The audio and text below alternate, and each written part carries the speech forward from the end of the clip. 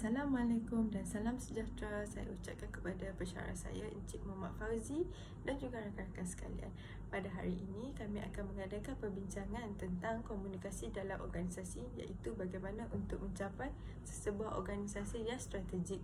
Sebelum itu, izinkan saya memperkenalkan ahli kumpulan saya, iaitu saya Intan Nabila binti Abdul Syukur, Kak Matrik 290369, dan panel yang kedua ialah Sukmawati Ari, manakala panel yang ketiga ialah Muhammad Faizal.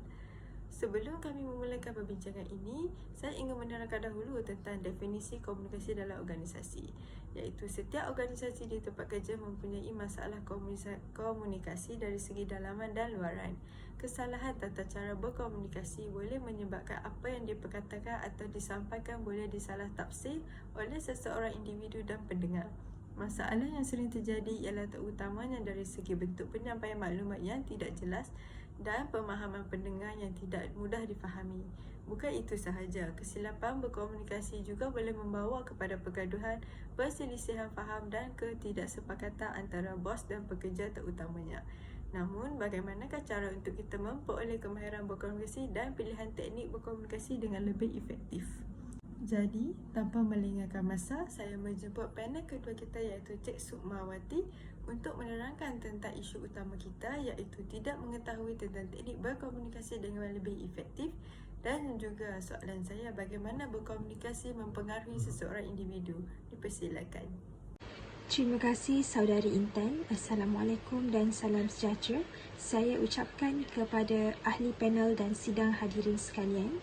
Nama saya Sukmawati binti Ari dan nombor matriks 290464. Jadi, saya akan kupaskan isu utama kita, iaitu tidak mengetahui teknik komunikasi dengan lebih efektif. Seperti yang semua tahu, komunikasi adalah hal yang sangat penting dalam kehidupan, di mana kalau kita tidak berhati-hati dalam berkomunikasi, akan terjadi kesalahfahaman. Ini yang kita namakan komunikasi yang tidak efektif. Di mana komunikasi dalam kehidupan kita ini tidak hanya dengan menggunakan kata-kata verbal saja, tetapi juga menggunakan kata-kata non-verbal. Tanpa adanya komunikasi, tidak akan ada interaksi antara manusia. Begitu juga dalam sesebuah organisasi, jika tiada komunikasi dari pihak atasan kepada pihak bawahan, di mana organisasi itu tidak akan berjalan dengan baik. Jadi untuk itu, kita harus berkomunikasi dengan baiklah agar tercipta kehidupan yang baik antara sesama kita. Dan juga, jika di dalam berkomunikasi, jangan hanya sekadar menyampaikan pesan sahaja, melainkan untuk mengubah tingkah laku. Jadi, saya akan menjawab soalan yang diajukan oleh saudari Intan tadi, iaitu bagaimana komunikasi ini mempengaruhi seseorang individu. Jadi, komunikasi ini dapat mempengaruhi seseorang individu dengan adanya sikap keterbukaan, di mana keterbukaan seseorang dalam komunikasi ini ditunjukkan oleh adanya pengungkapan informasi mengenai diri ataupun kesediaan dia untuk bereaksi secara jujur atas maklumatlah yang disampaikan oleh orang lain. Dengan adanya kepemilikan dan perasaan dan fikiran, adanya kebebasan mengungkapkan perasaan dan fikiran, serta adanya tanggungjawab dia lah terhadap pengungkapan tersebut. Jadi dengan adanya sikap keterbukaan ini, masing-masing boleh menerimalah apa yang disampaikan antara satu sama lain. Seterusnya, sikap positif semasa berkomunikasi juga dapat mempengaruhi seseorang individu, di mana sikap positif dalam komunikasi adalah sikap yang saling menghormati antara satu sama lain lah dalam situasi komunikasi secara umum. Jadi sikap positif dalam komunikasi ditunjukkan oleh adanya kejelasan dan kepuasan dalam proses komunikasi itu tersebut. Kesiapan dalam komunikasi pun diperlukanlah agar tujuan komunikasi itu tercapai, di mana kesiapan dalam komunikasi ini dapat ditunjukkan oleh adanya hubungan antara pesan-pesan yang akan disampaikan oleh komunikator dengan pesan yang diharapkan diterima oleh komunikan dalam satu komunikasi itulah. Dan adanya kesenangan dan ketertarikan dalam komunikasi itu dapat menyebabkan komunikator dan komunikan ini akhirnya dapat berinteraksi dengan baik. Dan kesenangan dan ketertarikan komunikan dan komunikator pada pesan yang telah disampaikan. Akhir sekali, komunikasi itu dapat mempengaruhi seseorang individu apabila adanya sikap empati, di mana berempati adalah merasakan apa yang dirasakan oleh orang lain tanpa kehilangan identitas diri sendiri. Jadi empati ini memungkinkan seseorang untuk mengerti lebih baiklah secara emosional maupun intelektual atas apa yang dirasakan oleh orang tersebut lah. Jadi ini menyebabkan komunikan dengan komunikator ini dapat berinteraksi dengan baik dan dapat memahami antara satu sama lain dengan lebih baik lah. Saya ingin menjemput panel kita yang ketiga, iaitu Cik Muhammad Faizal, untuk menerangkan isu kita yang kedua, iaitu kekurangan dari segi kemahiran dan tata cara penyampaian maklumat yang baik semasa berkomunikasi, dan juga berikan pandangan ahli panel tentang wajarkah latihan komunikasi dilakukan. Dipersilakan. Terima kasih saudari pengerusi. Bagi memastikan komunikasi yang efektif dan efisien adalah dengan memahami dengan siapa kita berkomunikasi dan menggunakan cara komunikasi yang betul dan sesuai. Komunikasi bukan saja secara lisan, namun terdapat komunikasi bukan lisan yang menggunakan medium lain seperti menggunakan gerak-geri, bahasa tubuh badan, komunikasi secara bertulis seperti surat dan email, dan akhir sekali komunikasi menggunakan visual seperti komik dan sebagainya. Kadang-kadang kita akan berkomunikasi menggunakan campuran keempat medium ini, dan kadang-kadang kita hanya akan menggunakan salah satu sahaja seperti ketika bercakap di telefon hanya menggunakan lisan, bercakap dengan orang yang kurang upaya seperti orang pekak, menggunakan gerak bahasa dan sebagainya. Contoh yang mudah adalah seperti pakar diet ingin mengesyorkan diet yang sesuai dengan pesakit kencing manis yang berusia. Mereka perlu menggunakan perkataan yang sesuai kerana mereka perlu memahami bahawa pesakit mereka bukan pakar kesihatan seperti mereka. Pakar diet perlu mengelakkan penggunaan perkataan yang terlalu rumit dan tidak mudah difahami seperti protein, karbohidrat dan sebagainya kerana mungkin mereka tidak tahu maksud perkataan tersebut adalah tinggi. Dari menggunakan perkataan tersebut, mereka boleh menggunakan perkataan yang biasa pesakit dengar seperti ayam, daging, ikan dan sebagainya. Ini adalah perkataan lebih mudah difahami kerana ia adalah perkataan harian mereka. Selain itu, penggunaan bahasa juga perlu sesuai dengan siapa kita sedang berkomunikasi. Contohnya, penggunaan bahasa rojak dan sikatan adalah tidak sesuai dalam komunikasi yang formal, seperti perbentangan ataupun mesyuarat. Seperti menggunakan bahasa campur bahasa Malaysia dan bahasa Inggeris, atau penggunaan singkatan seperti FYI, TBH dan sebagainya. Manakala penggunaan bahasa yang formal tidak sesuai dalam perbincangan yang santai seperti dalam perbincangan kumpulan atau majlis hari jadi. Kepentingan penggunaan bahasa yang sesuai akan menjayakan penyampaian maklumat yang berjaya. Penyampai perlu memahami siapa pendengar mereka sebelum mereka menyampaikan maklumat atau berkomunikasi. Ini adalah bagi memastikan bahawa tiada halangan dalam penyampaian dan penerimaan informasi atau mesej.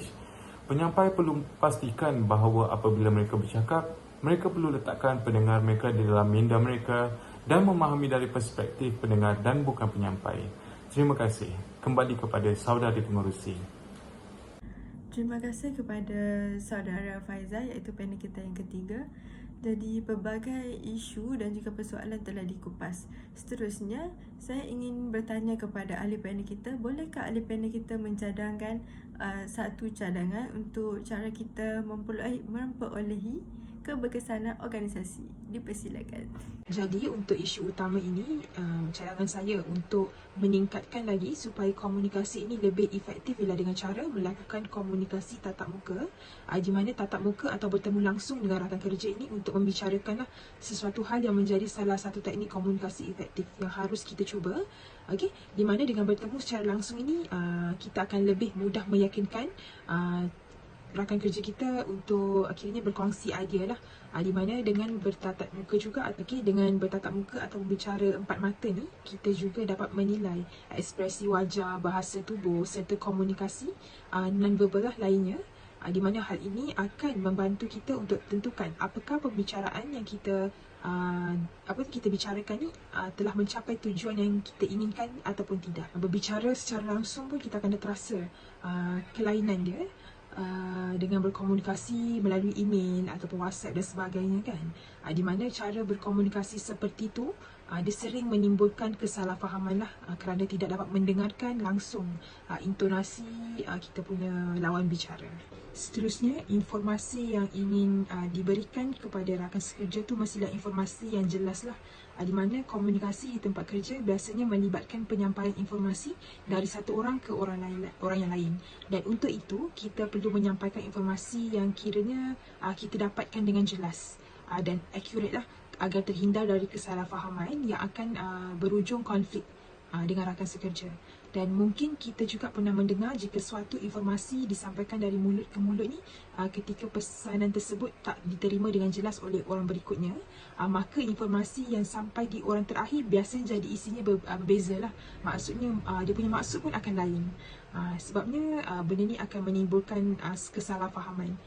Jadi untuk menghindari konflik ini untuk terus berlaku, jadi apabila kita dapatkan informasi tu, kita kena pastikan yang informasi itu adalah tepat dan benar sebelum kita sampaikan kepada orang lain. Melakukan diplomasi juga merupakan salah satu cara untuk tingkatkan komunikasi dengan lebih efektif lah. Di mana diplomasi adalah salah satu teknik untuk menyelesaikan konflik saat kita merasa kita perlu membicarakan sesuatu hal tersebut dengan rakan kerja. Jadi kita lakukan dengan segera yang mungkin lah, supaya kita dapat hindarkan daripada konflik itu menjadi lebih besar. Dan sekiranya kita lakukan diplomasi dengan fikiran terbuka dan menerima perbezaan sudut pandangan daripada rakan kerja lain, ini juga akan dapat kiranya dapat menyelesaikan masalah itu dengan cepat dan kita dapat capai resolusi yang dapat diterima oleh kedua-dua pihak lah. Jadi untuk mencapai komunikasi yang efektif ini, kita haruslah kawal emosi kita lah. Di mana komunikasi efektif akan terbangun jika kedua belah pihak berdiskusi dengan sikap dan fikiran yang terbuka, dan jika hal yang disampaikan oleh rakan kerja kita tak sependapat dengan pendapat kita, kita boleh suarakan dengan intonasi dan suara yang terkawal. Di mana kita boleh atur kita punya intonasi supaya kita tidak bercakap itu kiranya menimbulkan konflik yang lain. Di mana ketika kita berbicara, kita boleh rendahkan intonasi kita supaya tidak ada pihak yang akan tersinggung dengan apa yang kita sampaikan kepada dia lah. Maksudnya kita sampaikan pendapat kita dengan cara yang baik. Assalamualaikum dan salam sejahtera. Isu seterusnya yang akan dibincangkan di dalam topik forum pada kali ini adalah kekurangan kemahiran dan tata cara penyampaian maklumat yang baik semasa berkomunikasi. Komunikasi adalah salah satu kunci kejayaan bagi sesebuah organisasi. Sekiranya komunikasi itu lemah, secara tidak langsung boleh menjadi penyebab kegagalan dalam meningkatkan prestasi organisasi, malah lebih teruk lagi gagal memperkembangkan perniagaan. Kesan dari kekurangan kemahiran inilah seringkali berlaku maklumat yang disampaikan disalahertikan atau tidak dipahami. Contohnya, memberi ucapan dan berkongsi maklumat di antara pengurus dan para pekerja menggunakan cara yang tidak sesuai. Ini menjadikan pendengar atau penerima sukar memahami apa yang dinyatakan dengan jelas. Pendengar membuat kesimpulan tanpa mengetahui jika ia adalah jelas atau mempunyai makna tersirat. Tidak seperti simpulan bahasa dan pantun yang mempunyai pelbagai tafsiran. Sebarang penyampaian maklumat haruslah jelas dan realistik. Berkenaan soalan yang saudari pengerusi utarakan tadi, adakah wajar latihan komunikasi dilakukan? Saya akan katakan ya. Pada pandangan saya, latihan komunikasi adalah sangat wajar dijalankan kerana komunikasi sangat penting dalam menyampaikan sesebuah perkara atau informasi kepada orang lain. Tanpa komunikasi yang betul, mesej yang ingin disampaikan boleh membawa maksud yang berbeza atau menyebabkan salah faham. Contohnya, komunikasi atas talian adalah sesuatu yang telah menjadi kebiasaan pada hari ini, seperti menggunakan email, mesej, WhatsApp dan sebagainya. Jika maklumat yang ingin disampaikan dilakukan tanpa cara yang betul, ianya akan menyebabkan salah faham seperti tidak menggunakan perkataan yang sesuai dengan keadaan atau siapa yang kita sedang berkomunikasi. Intonasi yang salah seperti penggunaan huruf besar dalam seluruh konteks menunjukkan seperti sedang marah dan lain-lain. Maka dengan latihan komunikasi, seseorang itu boleh mempelajari cara komunikasi yang betul, yang sesuai dengan masa, tempat, orang dan sebagainya bagi memastikan mesej yang disampaikan tidak disalahfaham dan sampai dengan tepat. Sebagai contoh, doktor perlu memahami siapa pesakit mereka dan latar belakang mereka ketika berkomunikasi dengan mereka dan kurangkan penggunaan terma spesifik dengan bidang mereka kerana ramai pesakit tidak akan faham dengan apa yang doktor mereka sampaikan. Dengan penggunaan istilah atau terma yang mudah, ianya akan lebih mudah difahami oleh pesakit mereka. Selain itu, dengan latihan komunikasi juga seseorang dapat memperbaiki cara komunikasi mereka dengan orang lain. Contohnya, Cara komunikasi akan berbeza mengikut kehendak orang, tempat dan perkara seperti itu. Jika bercakap dengan kanak-kanak, mereka perlu tahu bahawa bercakap dengan lembut akan lebih berjaya dari memberi arahan. Seterusnya, komunikasi di kalangan orang yang ramai memerlukan keyakinan diri dan kelantangan suara. Tapi pada masa yang sama, ianya tidak nampak atau menunjukkan bahawa kita sedang marah atau menjerit. Contohnya, seseorang itu memerlukan keyakinan diri dan kelantangan suara ketika ingin membuat pembentangan supaya orang yang mendengar boleh faham dengan informasi yang disampaikan serta meyakinkan pendengar.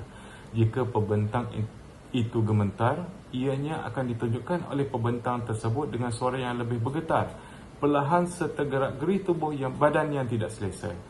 Ianya akan menjadikan pendengar tidak fokus dan tidak yakin dengan pembentang dan juga maklumat yang ingin disampaikan kepada orang lain kerana pembentang sendiri tidak yakin dalam bercakap dan menyampaikan maklumat. Pendek kata, latihan komunikasi sangat membantu meningkatkan kemahiran komunikasi seseorang. Terima kasih.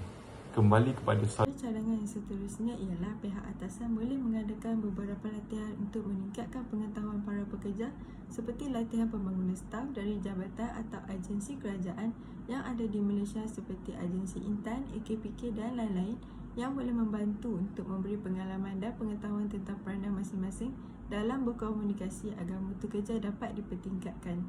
Secara keseluruhannya, forum ini menggambarkan setiap manusia mempunyai daya pemahaman dan daya penerimaan yang berlainan. Walau bagaimanapun, perbincangan yang dibuat adalah penting untuk pengetahuan para pekerja dan pihak yang berpengaruh untuk menyumbang idea tentang komunikasi untuk memimpin organisasi ke arah yang lebih baik. Sekian sahaja topik perbincangan kami pada hari ini. Diharap agar para pendengar dapat memperolehi sedikit sepanjang ilmu sepanjang perbincangan dilakukan. Sekian, terima kasih.